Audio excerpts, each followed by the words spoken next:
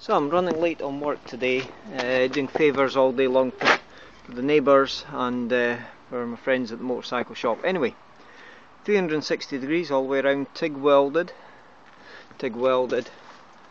and there. The turner bolts are actually part of the body mounting system. I'm just using them as a temporary measure until I get the stainless steel bolts there, and that's the approximate position, albeit a wee bit lower, that the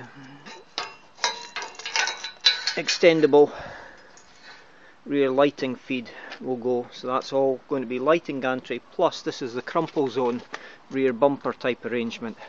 Obviously with the chassis being the fuel tank, last thing you want is somebody bashes into the rear end or some damage to it, so you want a good crumple zone, as you should have on all vehicles, just in case somebody rear ends, but there's a lot more to it than that. Anyway, started off with setting this up in the jig, having used a hydraulic pipe bender to form it up and check the fit here. So I jigged it up in the house, but you can never get the alignment exact until it's bolted on. So it was a tack, tack, tack, tack with a TIG. One side was quite good, but the plate wasn't quite flat to the surface. The other side there was a certain amount of rotation on it. So what you then do is lever this, force it in, tighten up the bolts, and then you reheat the TIG tack and it relaxes the weld. The thing slips round into the correct shape. Once that's all flat and in the correct shape, a wee bit of a weld there, wee bit of a weld there, there and there, and as you can imagine that's fairly awkward with the bolts. And then the whole lot was taken off, clamped up here to give a good work height, and then with better clearance, but still sometimes having to TIG weld left and right hand changing for the torch.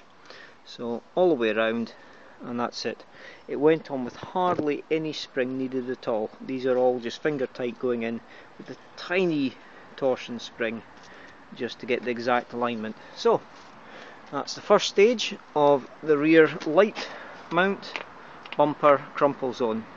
Next stage is TIG welding in the sections and then extend out, and then the steel plate that will take the rear lights. Haven't decided yet, but probably have the number plates centred, or could have it on the driver's side as regulations permit. Other thing is, when I'm using the wide wheels, I haven't decided exactly how, but possibly weld in a threaded blank in there, so just a dead end one but threaded, so that I can have the wide light for the tyres, so that you've got the full vehicle width illuminated for use with snow tyres, which are legal at modest speeds on the road. They're not obviously certified for 50-60 miles an hour, but I think if I remember correctly it's about 30 miles an hour you're allowed to do with the wide ones on the speed rating. So, a late start, having done a lot of things for other folks, but very, very happy with the progress today. So, with a bit of luck, I'll have the wiring started, possibly even finished by the end of the week, the wiring loom for the back, and the lighting board finished and painted. So, we're getting there bit by bit.